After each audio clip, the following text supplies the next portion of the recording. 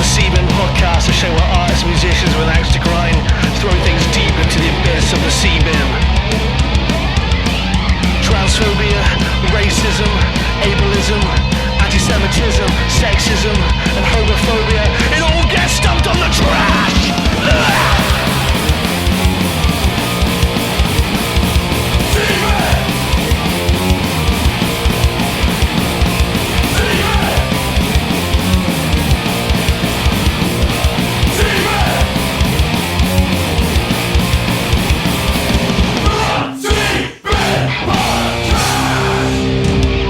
How's it going, everyone? Welcome to the motherfucking Seabin podcast. It's me, everyone's favourite, big voluptuous delicious daddy, the Right Reverend. It's Big Tasty, and I have the absolute pleasure. I can't believe I'm talking to this guy, but he's one of the most respected and renowned extreme metal vocalists ever. He's been ripping and rocking for almost 30 years in bands like Napalm, also popping up in Benediction and Extreme Noise Terror at some point in the career. Yeah. Their new record, Resentment, is always seismic. It's just come out, a few months ago, and it's fucking amazing. I've got Barney Greenway from Napalm Death. How's it going, buddy? Yeah, all right, not too bad. Yeah, okay. You've been a busy old bastard. What have you been up to, man? I am a busy old bastard, as it happens. It's just the usual, sort of festivals. Summer's really mad because it's not consistent gigs. It's like generally weekend gigs. So, yeah. Of course, this past weekend I got caught up in this flight cancellation thing. So it was all a bit mad trying to get back. Had to fly into a completely different airport, to where I was originally going back to. So it was all a bit mad, really. It was all fun and games. It's not the worst thing in the world, but it's like just annoying, so it's just one of them. But yeah, apart from that, just doing the do, I suppose. Because you've been doing this for as long as I've been a human being. It's weird to think about, but so touring sort of post-COVID in comparison to like the rest of your career, has it been like a huge adjustment, or is it something that you've kind of adjusted to quite quickly? To be honest, for me, I mean, different people will give you a different perspective on that, but for me, I just kind of deal with it, and just to pick you up on a word, I know it's been a bit pedantic, but career, I never saw it as a career. This is what I do, it was never that way to me, because that to me just feels like, it's clock in and clock out thing. It's not that way at all for me. It was kind of it's just a life thing, And I think for me, I can deal with it better than things that come along that do test you. I can deal with it better because it's not a career. It's all about the expression of art for me. I don't look at it as any kind of clock in, clock out sort of thing. So. It's your life, like it's like an extension. If you weren't doing this, you wouldn't do anything else. Extension of whoever else sort of looks at it that way. So. It's a good way to think about it. I've been doing this for 15 years now. Yeah. So I'm still in my. You're getting there, though. That's like 50% of the time that I've been doing it. So. It's true. So I always think about it like, sometimes it can get you down and like your body hurts and your brain hurts and you're just like, I'd love to just chill for a minute. But then like as soon as you lay down for longer than 5 minutes, your body's like, right, what's next? What's next? I mean, it's part of life, that's what it is. It can be testy, but it can also be absolutely fantastic. And you got to think about this, how many people would ever get the opportunity to get involved in art that is that people are receptive to, that enables you to travel the world basically, and that people actually want to get involved with what you do. They want to interact with it. I mean, probably 99% of people would say they'd love to have a go at that at least, So I never take it for granted, and neither do I ever sort of think. No, neither do I ever sort of become a spoiled brat about it, really. Yeah. It's just not I look at it very philosophically, and it means a lot to me. It means the world to me, so. Yeah. I'll tell you what, Barney, I'm glad you said that, and I'm going to take that on heart, because I have been feeling a little bit disillusioned of late. and sort of trying to figure out like if what I'm doing is really important or worth it. I've been kind of just in my own head. So hearing you say that has kind of put it into perspective for me, and I'm feeling a lot more comfortable with it. Oh, don't get me wrong. I mean, it's like human beings are human beings. You know, you're gonna feel very almost like suppressed at times. You know, even within your own whatever you do. So there's nothing wrong with that. You know, but at the same time. You know, there are people, whatever they choose to do in this world, whether they feel they contribute or not, that's perfectly fine, you know, for them. But you know, there are situations that are markedly worse, you know, and it's I think you know, you kind of got to roll with the punches a little bit to a certain degree. But you should never be. One thing sometimes with the area that we do, which, I mean, you spoke about metal, but to me, napalm kind of came from the punk scene. So that, that is where my perspective kind of comes from a little bit, you know. I think, so it's a lot more, people kind of align it more with, you know, people playing in bands that should be prepared for like conditions that are the baseline, you know, but that doesn't mean you should be exploited. You know, you shouldn't be, in as much as nobody else should be, you know. So I think people kind of get confused a bit with that sometimes, you know. So I understand why people get so feel so suppressed, feel quite down about things at a certain point in time. But you should still, whatever band you're in, you should still be treated with dignity, you know. That's it, you know. Fucking right. Wise words. Right. So you brought in some things to throw in the bin. So the Seabin, if you haven't managed to check out an episode yet, is this? It's like Room 101, but you can say cunt and. Not it's like you know, that, but there you go. it's a metaphorical bin where all bad things go, and we thought, you know, so shall we get cracking with the proverbial knacking? Right. So the first thing you wanted to bring in was weapons of any kind. Yeah. So self-explanatory, but do you want to give me your spiel and kind of have a bit of a rant? I'm just absolutely flabbergasted sometimes why people place such an importance on possessing weapons. You know, because when you strip it down to human fundamentals, what does a weapon do?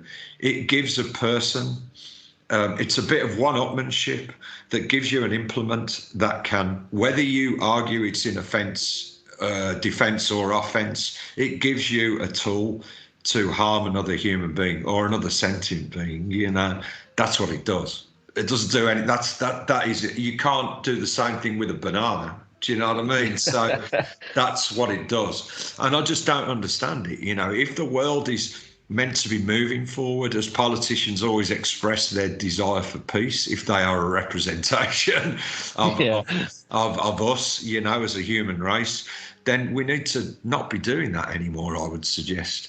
And I think that, you know, the global arms industry for me needs to be completely broken down and dissolved, you know, basically just taken out of the equation completely. Yeah. I just find it absolutely, for want of a better word, scandalous that people, rightly so, you know, in context, people jump up and down about atrocities all over the world, yet they're prepared to turn a blind eye when companies based, if you want to take the UK for example, when companies based in the UK are selling arms to other countries that the UK knows are being used on non-military combatants in those countries. Do you know what I mean? That is complete hypocrisy, you know. So for me, the solution is to get rid of all weapons completely, you know, phase them out, stop the arms industry from profiteering off mass murder, and there we go, you know. It's like when you break it down to, like, if you try to, like, explain it in the most simple and baseline way, it's like we're making money by creating and selling things that kill other people. Which, I mean, you could say the same thing for the tobacco industry or the alcohol industry or any kind of like, legalized drug or whatever. No, but at least people on the receiving end of those, and I'm not apologising at all. I absolutely agree, about the tobacco industry, which is rife with exploitation and many other things. But at least in those cases, people have a choice if they are using those products. If you're on the end of a barrel of a gun, you have no choice in the matter, because somebody pulls that trigger, you're either grievously injured or you're dead. You know what I mean? It's either of those things. So again, that's not to excuse the things that you mentioned, but it's a different kind of example, I think. Oh yeah, for sure. And it's just like, they like things, like guns, like designed just to point at someone, to subjugate them, to dominate them, to kill them, to wipe them out. It's basically social one-upmanship, except with the end result can be death. You know what I mean? There's a high probability that was what the end result will be. It's a giant dick measuring contest, but whoever has the dick has to have their fucking head cut off. Yeah, I mean, I just don't.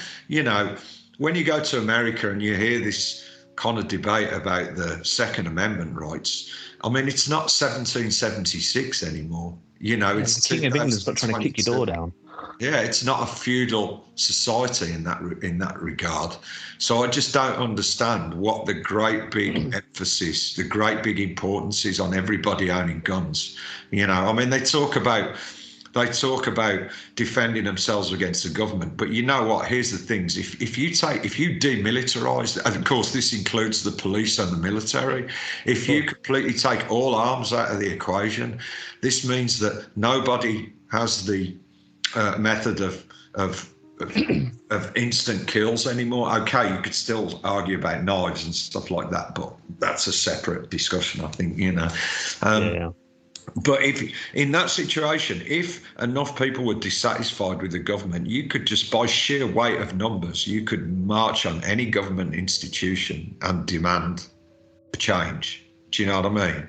Yeah. Because without the military response in the equation, therefore you have no lethal force to be used against civilians. Do you know what I mean? Mm-hmm.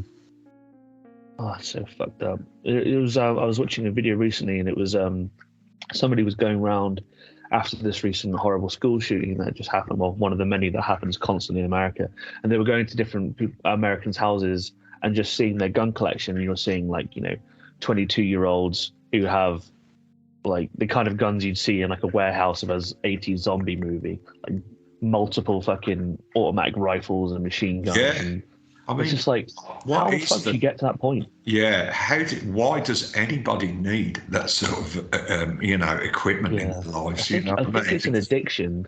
Yeah. It's an addiction to feeling like it's also the illusion of control. It's like they can't control me because if they do, I'll shoot them. I have the control because I have the guns and I have the bullets. Yeah, and it's like pretty like a safety blanket, and I think they're addicted to that safety blanket. Yeah, and I just think that it's. I look online occasionally at gun advocate websites, and they break down the numbers very scientifically, which is fine, but on the surface, you look at the direct evidence, how many, I mean, I'm not pitting country against country. That's not the object of what I'm saying, but just by point of example, in the UK, we do not have guns in circulation. In the US, they have guns in circulation. How many school shootings or supermarket shootings or similar shootings occur in the UK? It's absolutely minimal, compared to the US, which happens on a daily basis, as I understand things. There are many shootings that don't even appear in the news media for what it's worth. Do you know what I mean? So that just shows you that's an example, and these, whether it's school children or somebody else, it doesn't matter. Those people don't have a choice about whether or not they live their lives in safety, because if someone walks into a room with an automatic weapon and starts spraying bullets everywhere, well, we know what's the obvious outcome, you know? Yeah. And I think there's not really any defence to not put it in the Seabin. I think it's got to go in. I think you'd agree because you brought it in. So yeah, I mean, I'm not illegal. I'm not coming at this. Don't get me wrong. You know, I know it's kind of necessary a little bit in terms of the discussion, but I'm not coming into this from a legal or authority perspective.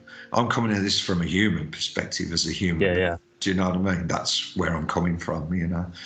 Yeah, a human who has to keep witnessing death and tragedy and unnecessary it's fucking bullshit, and it's got to go in. As much as I love a good sword fight in a film, I don't want to be in a sword fight. I don't want someone to sling a sword at me. So and also the other thing to say as well is that if we get rid of the arms industry, maybe, just maybe, where you have conflicts that people kind of ignore because it's thousands of miles away and are perhaps people that don't tend to matter as much in the general scheme of things, you know, places like the conflict in Ethiopia, in Tigray. If anybody knows about that, that's like a slaughterhouse. You know what I mean, over there. Yeah. But nobody talks about it. But obviously, with weapons being in such high circulation over there, people are just absolutely killing each other just because they can, almost. Yeah. Okay, there is a reason for that particular conflict, but if the weapons weren't there, then it surely pushes people towards sitting down and actually talking about things, dealing with things properly, Yeah. As intense as it is to have a screaming match and an argument, at least no one fucking dies at the end of it. Yeah. Much rather that be screaming until my throat is fucked and my face is red, but at least everyone be fucking alive afterwards. And like, as regards weapons going in the bin, of course, that extends also to tanks, guns, missiles, whatever. It's not. I know guns is kind of a hot topic right now, but I'm talking about militarism across the board. Yeah, absolutely. It's got to go in the bin, Barney. So, listen for the splash. In it goes.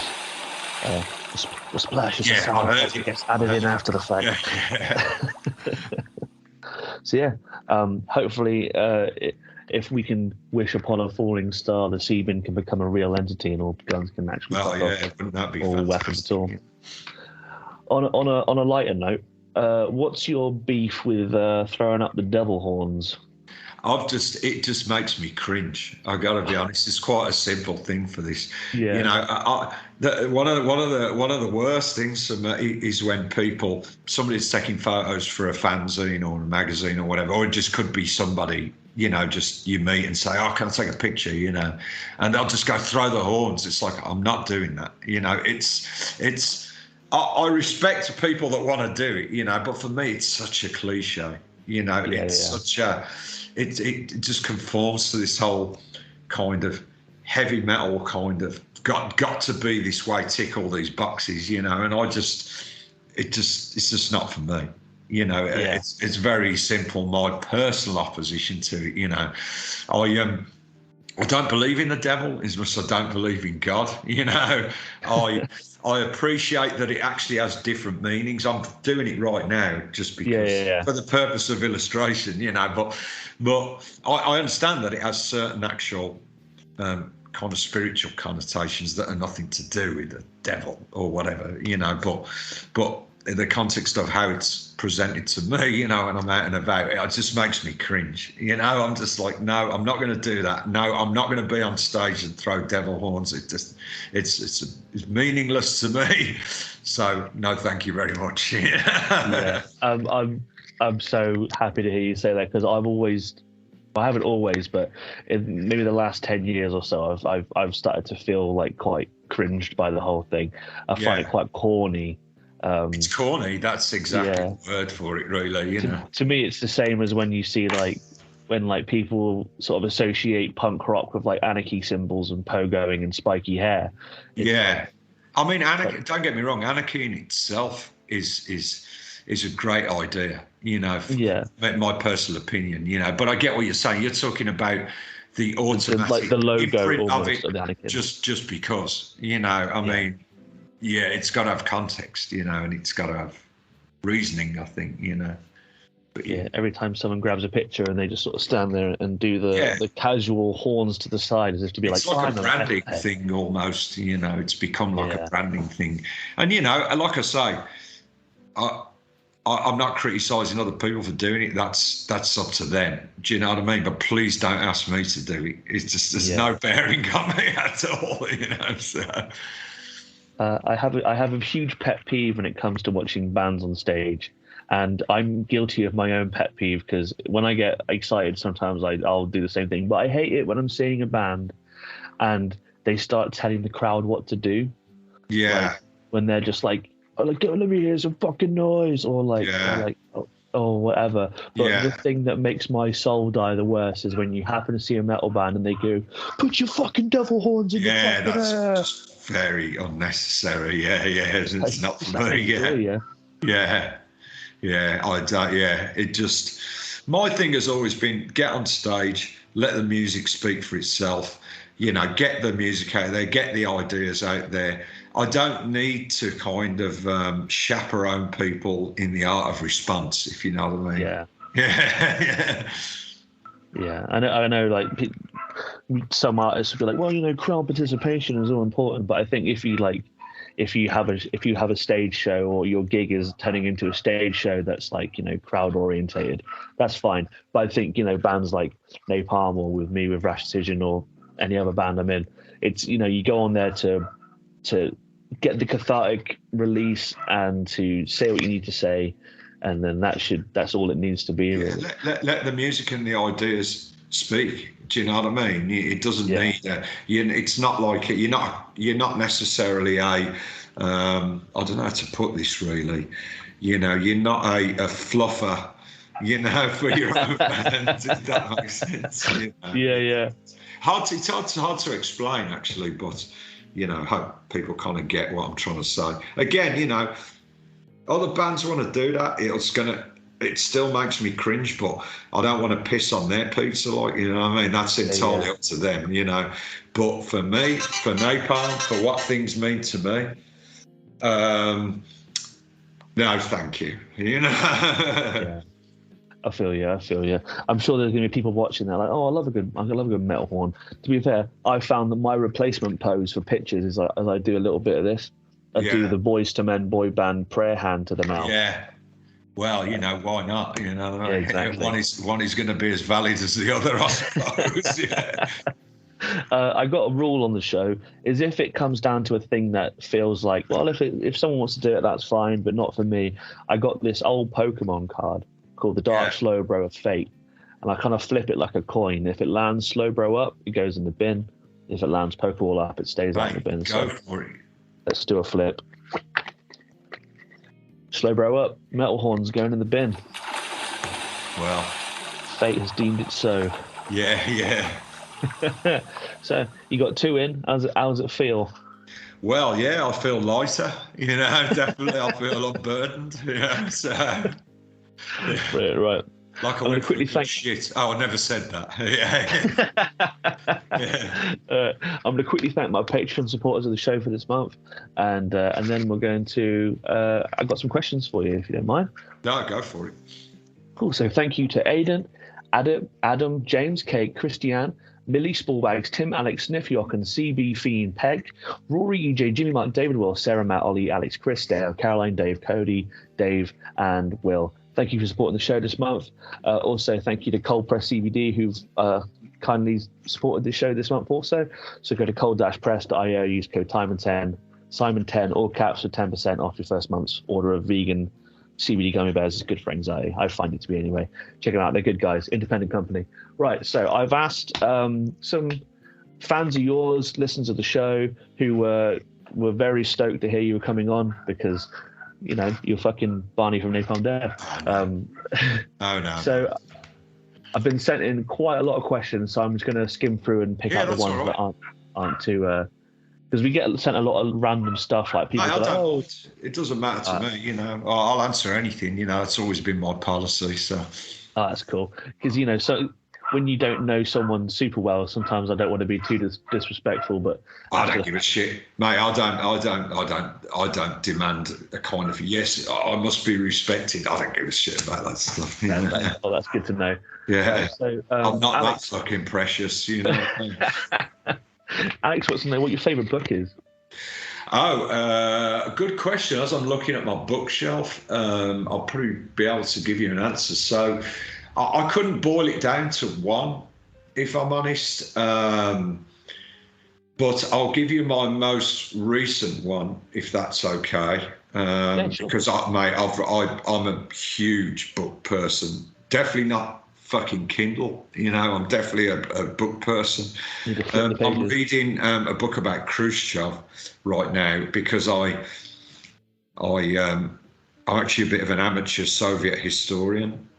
Okay. The book's called Khrushchev, The Man and His Era. So it's this, you know, when I go into a bookshop, I look for a couple of things. I look for anything to do with Soviet life, you know, or Soviet administration from any time, really, you know, over the last, well, when did the Soviet system kind of really start? Like 1917, you know, any country, anything to do with it, I'm there. Do you know what I mean? And the second thing is thickness of book, because if I can get a book that's like this fucking thick with like 1,000+ pages, I'm there. Do you know what I mean? You know, I like long reads, you know. So yeah, that's what I'm reading at the moment as we speak, and it's a long old slog, but I'm into it, you know. I think I heard Henry Rollins talk about how he likes to read books that he finds sort of difficult, like long historical tomes. I would agree with that. Challenge you. I don't like very easy, very kind of, does not satisfying to me, you know. So, and I don't read fiction.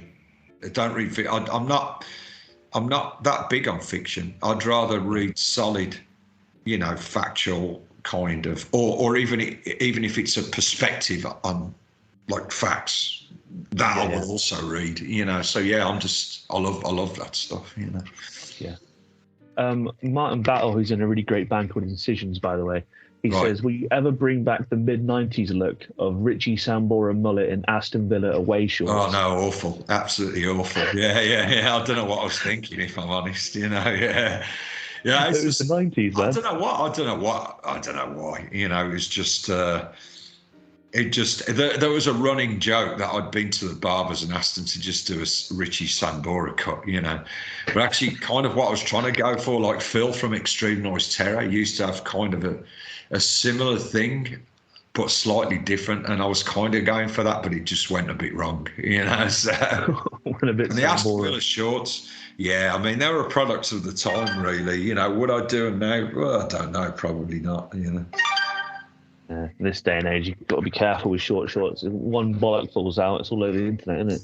Well, yeah. I mean, you know, it was just a thing of the time. You know, you have your certain phases where you just go, oh yeah, that's all right, that's a good idea, and then you just kind of go, I'm bored with this now, and then you look back at it and you go, God, that was a bit silly, you know.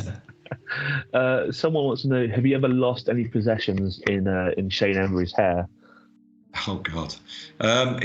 Well, funnily enough, he does find things in his hair sometimes, and that's the truth, you know, and not just like small, you know, flakes of stuff. You know, sometimes he'll find like I don't know, something. I remember he did it once in front of me. He said, "Fuck, I've just found this," you know, and it was quite a sizable object, you know.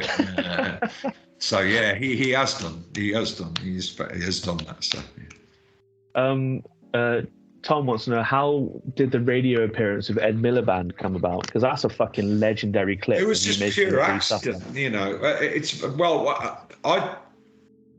I knew he was going to be doing it, but the object of the exercise wasn't to go on and start doing that, which in itself is a bit of do some vocals on the air, like, you know. It's like, no, you know, I just don't want to do it, you know. It's just not the right.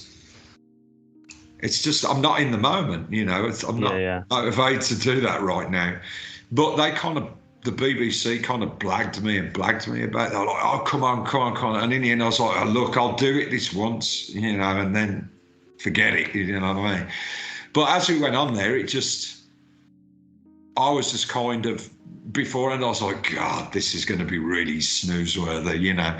And then when we got into a conversation, it just flowed, you know. I don't know, it just kind of flowed. And people were telling me afterwards that they'd seen it. They're like, oh, it's really funny. I was like, but is it though? You know, and they're like, yeah, you'd watch it. And watching it, it actually does come across as quite funny, you know. But the funniest thing about that whole episode is he's a genuine Napalm Death fan, you know. Oh, really? Yeah. Because he told me stuff before we did the interview that only a person that liked the band would know, that had followed the band, you know. So it's not stuff you could get instantaneously just tap into Wikipedia and get in like 5 seconds. This is stuff that only a person that had followed the band, you know, would know. Do you know what I mean? I was fucking shocked, you know what I mean? So, speaking of sort of Napalm fans, I'm sure you must have seen the clip of Jim Carrey on that late night show. Yeah, all about that, of course. You know, was that fucking weird to see when that came out? To be honest, I thought it was novel. You know, it was a novelty, but people seem to be of the opinion sometimes, it comes up in interviews, that it should mean like almost like the end of the world for me, you know. Oh, this is so incredible. It's like, look, you know, it could have happened to anybody, you know. This is one of them things. It's one of them cultural things that gets picked up, you know, and that's just what happened, you know what I mean? It's not changed my life. It never would, and I knew it wouldn't, or our lives as a band, you know. Yeah. So to me, it is what it is, you know. It has no great significance alongside the other things that Napalm has done in its own entity as a band, you know. So yeah, for sure. Yeah, if someone just randomly talked about one of my songs or my band like out of the blue, I'd be like, what the fuck? Yeah. Oh, don't get me wrong. You know, like I said, at first it was like, blimey, really? You know. But then after a bit, you just kind of go, well, okay, you know. It's move on, next gig. Yeah, exactly. You know. B would like to know what your go-to karaoke song is. Does Barney do any karaoke? I've done karaoke in Japan, you know, home of karaoke. And it was, of course, it was absolutely abominable, you know. I can't remember. It was like Toto or something like that, you know. But actually a better karaoke story is I was in Japan like a few years ago. I used to go there. Well, I almost lived there, actually, in Japan. I almost got married to somebody out there. But I used to spend a lot of time there. But one year I went out there. I always used to go towards the end of the year, actually before I was with that person, you know, that I mentioned. I used to go there for like 3 or 4 weeks, the end of every year. Because, you know, you got Japanese punk I'm really big on that. I love it, you know what I mean? So I used to go out there, watch gigs, you know, do all that stuff. And there's a festival out there, usually on New Year's Eve, called Burning Spirits. So it's all Japanese punk, hardcore punk bands, you know, and it's pretty special, you know, and some of the nastiest, you know, most abrasive bands, you know, known to you know, humankind. But so anyway, the upshot of it is I was meant to go to the gig and I didn't go, but I got really fucking drunk. And I ended up breaking into somebody's private karaoke party, you know, in a karaoke joint. Like, grabbed the mic off this. It was like a business party or something. Like, fucking wrestled the mic off. Somebody started shrieking down the mic, apparently. Got outside of this karaoke thing. I don't remember any of this, just what I was told. And I fell down the stairs, basically, into some plants. And it was just a complete mess. I got picked up out of the gutter. And I got shoved into one of them photo booths. You know, the one that's, you know, the ones that you can do on your phone now that make you, you know, shining eyes and, you know, like alien complexion. And I've still got the photos from it. You know, I was completely shit-faced. I just don't remember any of it, you know. That's amazing. Yeah. It's funny you mentioned Japan actually, because we have a question here from Dave Morris. He says, "What's your favorite Japanese hardcore record or rock records, and what's the reaction to Napalm Death in Japan?" Yeah, great, fantastic. You know, we it's not huge amounts of people when you go over there, but like Napalm, to go to Japan usually, unless you have have a certain appeal there, it's difficult to go and play there. You can't just roll up there and do things completely DIY. It just doesn't work that way in Japan as you could in other places. So you kind of need somebody to invite you, kind of. Even if that's a really, really small punk label, you still have to have that kind of, that the Japanese people know about you at least, you know. So we've been going there. We've had a consistent level of interest from there. So we'll go out there. We've done some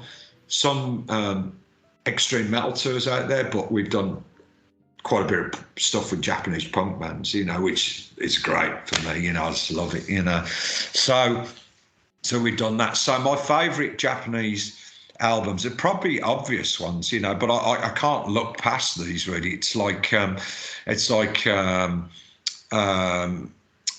Gauza, the Equalising Distort EP, which is just fucking, it's just absolutely seminal, you know. SOB, Don't Be Swindle, you know, that.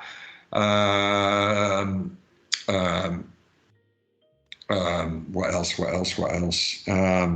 The first Auto album, which the name escapes me at the moment, you know, the first Systematic Death EP, I would say. I could reel off a load of names, you know, but... Sweet. Well, listeners, check them out. Fuck yeah. Definitely do it. Absolutely do it, you know. Do a few more questions and then we'll crack on with some more bins. Like I'm trying to filter through. I literally got sent in like over 100 questions. Yeah. One question that kept popping up, but I think I already know the answer to it is, so people keep saying that a member of Napalm went orienteering with Stuart Lee, like he does a bit in his stand-up about it. Yeah. Was that you or was that someone else? No, it was pre my time, as far as I understand it. I mean, I'm actually not sure if that's a true story or not. It actually may well be, you know, because I know Stuart Lee was involved with independent music back in the day. He was quite closely associated to it. Whether it was one of the guys when Napalm was a three-piece, Nick, Justin, and Mickey, or Rat, you know, I'm not sure. Yeah. I mean, I was around in those days, but obviously I wasn't in the band. But I don't remember Stuart Lee being around like the Mermaid times or anything like that. But he may well have been. So it could be true, it might not be true.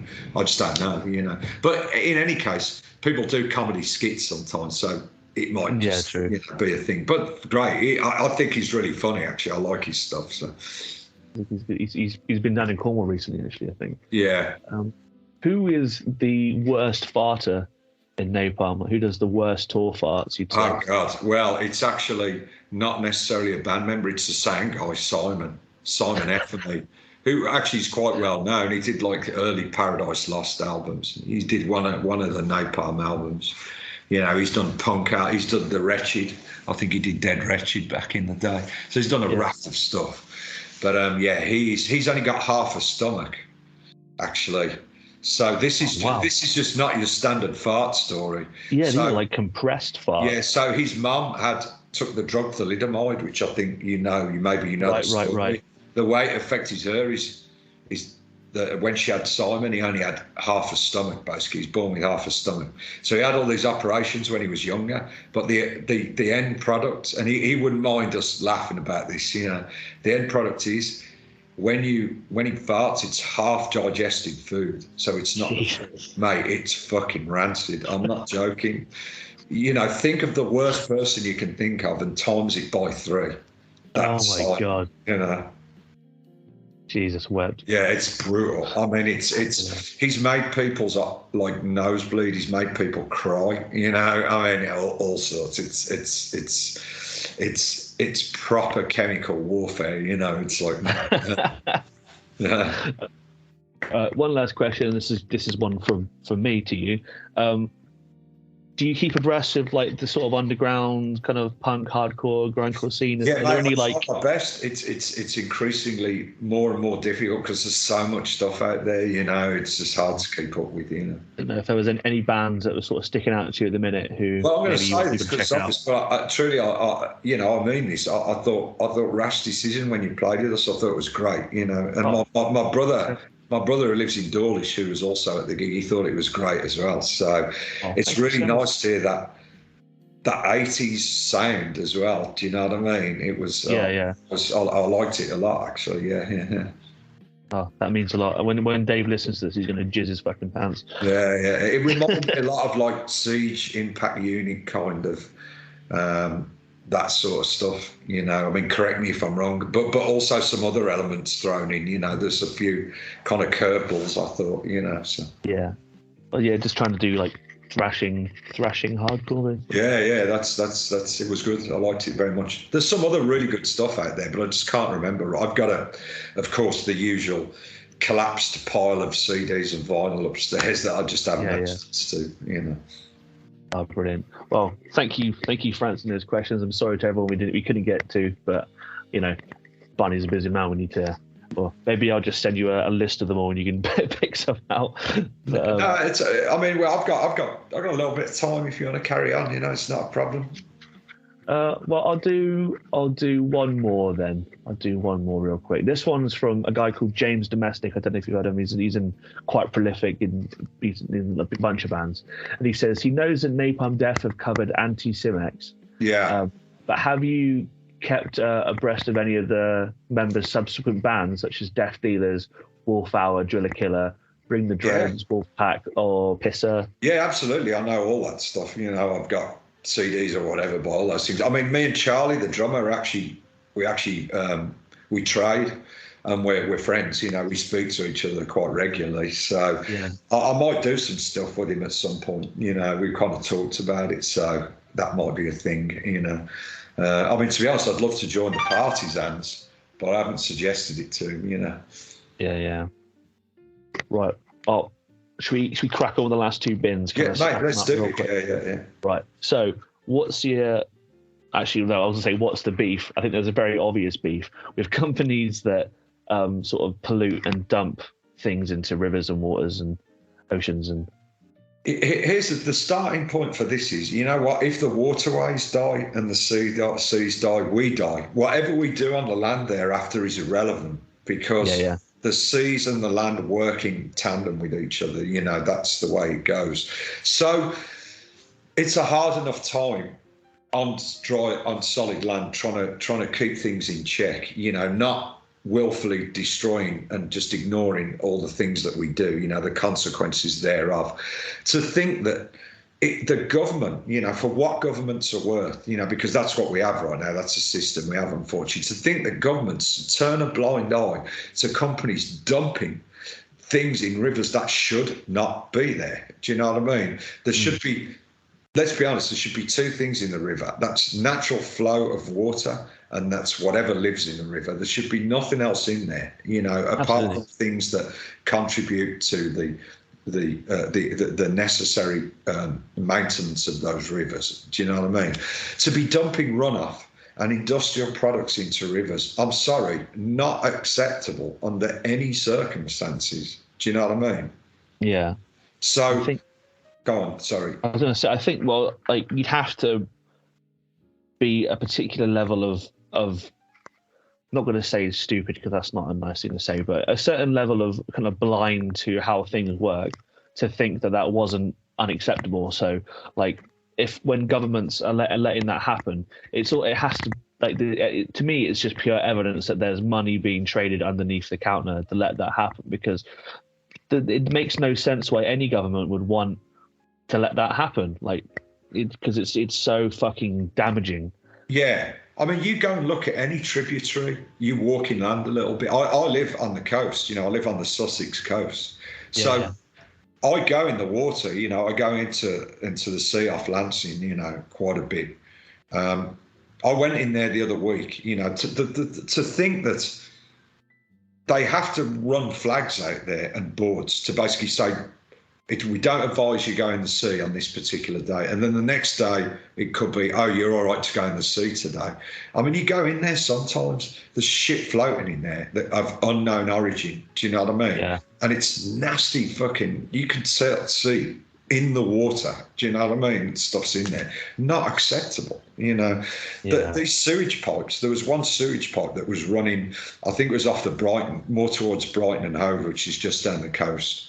They, up until a couple of years ago, they were still putting effluent out into the sea, like runoff. I mean, it just beggars belief. Do you know what I mean? Yeah. That's allowed to happen. You walk around any like small tributaries, streams, rivers, where there are factories or plants or something like that. I'm not saying everybody does it, because everybody doesn't, you know, but you can see outlet pipes with fucking clear chemical discharge into the waters. Do you know what I mean? And at least the good thing is there's a lot of people that have raised this issue, that are publicising it, you know, that are making a big noise about it. So that's a really good thing, you know. But in any case, it shouldn't have to come to that. We know what we know now about the climate and about how we need to treat the land and the sea, you know, and the waterways. Stop allowing shit to be dumped in the rivers. It shouldn't happen under any fucking circumstances, you know. Yeah. And the water companies that supply the drinking water, if anybody should know about this, it should be them. And they are allowing this to happen, you know. It's insane, you know. And there's absolutely, if you look at the comeback on these companies, it's the equivalent of a slap on the back of the hand. That's literally what it is, you know. Yeah, I think because it's so, like, because obviously we live on land because we're not fish, but because it's so, like, I guess they think it's so out of sight, out of mind, people aren't going to be like if they were just dumping it in the streets and in the fields, and which they still do, we wouldn't let that happen because it's impacting our environment and our like living space. But if we put it over there, who gives a fuck if it kills off all of like the natural ecosystem in that river, because it's not our ecosystem. I mean, it's stopping things like people don't, not everybody tends to think deeply about it, but when you're losing like mollusks that are very necessary for the local environment, that help with the quality of the water and stuff, and that it's habitable for other fish, you know, when you're losing mollusks because the runoff is going into the sea, it's coming back and it's basically making those mollusks toxic. Do you know what I mean, come on, you know. Yeah. I mean, it's got to go in the seabin, despite the fact that this is a theoretical pollution we're doing in throwing it into the seabin. Yeah, it's got to go in the seabin, hasn't it? Like, there's no excuse for that. So, listen for the splash, Barney. In it goes. You've got 3 in so far. That's the trio. So the last thing you wanted to talk about, which I'm confused about, is belts. Yeah. What's your issue with belts? Yeah, one quite silly one. Mate, I struggle with belts. I don't know why. I can DIY them. I can take them down to I can make my own hole in them, but it doesn't matter. My trousers are falling down all the fucking time. My shorts are falling down all the time. Anybody ever seen me on stage will see me regularly pulling up my like shorts or trousers. And doing that while you're jumping around, you know, like jumping in the air, that could be tricky to coordinate, you know what I mean? I've just always had a problem with it. You know, okay, some of it was the fact that, you know, I put on quite a bit of weight a few years ago. I've lost it now, but I don't throw away my clothes. I keep them and I fix them and all the rest of it. So yes, admittedly, I have got some clothes that are a 34 waist when I'm now a 30 pushing 32. Do you know what I mean? Yeah. So that part I get. But the other side is when I have jeans that are like a 32 and they're still falling down. Do you know what I mean? There's something wrong. I think part of it is the fact that I have no fucking glutes to speak of. In as much as I've tried to work on them, I'm like the Pink Panther. I've got no ass cheeks at all. Do you know what I mean? It's just my bodily shape. You know, I've got no ass cheeks at all. Yeah. Well, I do have some, but they're not as prominent, you know, as they could be. So you're not thick. So I'm struggling. You know, I'm struggling with that. You know, so belts. I was thinking the ones that work correlation. best are the ones that grip. You know, where they have teeth where you just kind of put them down. Those work better than the others. Do you know what I mean? But even when you can DIY and you can make a hole and it's got like the just the bit that you put over and put it in the hole, the belts always seem to stretch, and they're just not a good situation, I was wondering if there is any correlation to your because you have a very unique sort of dance move palette that you do on stage. Think that's got any correlation to the trousers falling down, or is it just a worldwide thing? I should be able to fucking, get myself in a situation where it's not happening. Do you know what I mean? Yeah. It's not impossible. I mean, belt technology has surely, come to a point where we can be confident in walking around. I mean, it's funny because I always wear my keys on a belt loop and then put them in my pocket, But I even have to be careful how much weight I put on the key ring, because otherwise I'll be walking down the road and my fucking trousers will be coming down, Yeah, same thing. If I put too many coins in my wallet or something, carrying around too much shrapnel, my kecks are falling down. Yeah. You ever tried that you can get ratchet belts? No, what I really need is you talk about like straps that you have on the side of a lorry. Mate, there's one way forward. There's one way forward with these braces. Yeah. Come on. So I kept meaning to get myself some braces. There's a company on. Can we mention companies at all? But there's a company, Will's Vegan Store, that do these braces that look really natty, and I'm like, that's where I'm going with this. Do you know what I mean? So maybe I'll buy a pair of them. That's the new evolution of Barney aesthetic. We had the Sambora mullet and the away shorts. We've had the jeans and the t-shirt. Now it's time to go like proper dapper. Braces on. Yeah, I mean braces with shorts. I would suggest I'll put these words in quotes, classy, mate. Yeah, it's classy. You should start a new trend. Yeah. I mean, I do like a belt. They do serve a purpose. I'm trying to think whether they're bin worthy, or maybe we just need to find you a belt that works for you. Yeah. Well, like I say, best ones thus far is the ones with the gripper teeth on them that grip into the actual belt. Do you know what I mean? Personal experience, But braces. I think braces is the way forward, because then you have an anchor point that's not with it. Going into the physics side of it, I did do physics, did very well at physics actually. So you've got an anchor, you've got a load point that's on the shoulders and not on the waist. Do you know what I mean? I've worn braces before and they've kind of twanged off, and one's kind of smacked me in the fucking forehead, like boing, like. Yeah. Well, that's a fair point. Yeah. If we can reinforce the clips. Yes. I think we're laughing. Yeah, I think I'm going to leave for thought. We're solving life's problems there. Do you know what I mean? Maybe we need to do some napalm death browning ones. Yeah, or I need to get a false arse or something like that. Do you know what I mean? Get some ass implants, like like a crown for your tooth when you get a crown put on. I need to get like a crown arse or something like that. Just get some drag queen pads. Yeah, exactly. Oh, one of the questions we got actually that I forgot to ask was, how do you feel about Napalm Beth as a drag queen name? Fantastic. I'm all for it. Do you know what I mean? I'm all for the drag culture. I absolutely endorse it 100%. Yeah. Fuck yeah. Right. I think I'm going to leave belts out of the bin, Barney. I'd like to give you a full 4-finger crack, but I think I'm going to leave it at 3. And I think we just need to get you some braces, or find just the technology to keep your kecks up. I think braces is my next step, so I could well be wearing them, wherever we next are, when I can get hold of them, when I remember to order them, should I say. If we ever have a show together again soon, I expect to see you in braces, or I shall bring you a pair of braces. Mate, I'm all for it. I'm actually, the more and more I think about it, I'm liking the kind of juxtaposition with the, with the onstage skinnies, and the braces, and You ever thought about wearing like dungarees? You don't need a belt with dungarees. That is a very good point. Imagine that, a pair of Rupert Bear dungarees, man. Yeah. Or you could get a pair of shorts dungarees and look like an angry. Well, Pete from Sick of It All actually wears them. He has like all in one, which is the like kind of dungaree shorts. Yeah. At least he did back in the day. I remember him wearing them when we were out. I think it was '92. We were out on tour with him, and he wore. I'll ask him because I'm playing with him next Saturday in the Foundry, the same venue we played with you. Do give him my best when you see him. I will. I'll let him know. Yeah.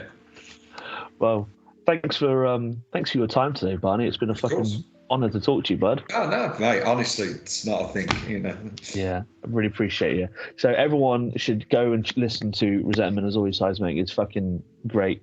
I don't know how you continue to just release. Like, I feel like every record you put out is just better and better and better. Just do it and throw it at the wall, and if it sticks, it sticks. It's really that. Do you know what I mean? It's just, we just do it as we see fit, so. Yeah. You got any sort of tours coming up, festival shows coming up? Well, we're doing this download this tomorrow, actually. So I've actually got to go and pick the van up in a bit, Right. And then the next full thing that we're doing a tour with in the States at the end of the year with MDC. Fucking hell, guys. And there's a few other bands. Brewery are doing it as well, the other band that Shane's in. Who else? There's a couple of old kind of American punk bands doing that. It's a nice lineup, it's a really nice lineup. I forget now who else is on the bill, but yeah, it'll be good. Everyone check it out. Those in the States, you can. That sounds like a sick bill. So, fucking brilliant. Well, thanks, Barney. No take it easy and enjoy the rest of your day. Don't work yourself too hard, man. You're a busy bloke. Take some time to smell the flowers and all that. Yeah. Well, mate, that's an absolute lesson for us all, I'll see you guys next week. All right, mate. Take care, Simon. See you later. Hey guys, it's me, Big Tasty. I just wanted to say cheers for listening to this week's episode, and I hope you enjoyed listening to it as much as I enjoyed making it. Now, if you feel so inclined, you should come check out my Patreon page. You can sign up for as little as £1 a month, and you get weekly exclusive video tier lists and monthly mail-outs with things such as stickers and fabric patches, zines and art prints.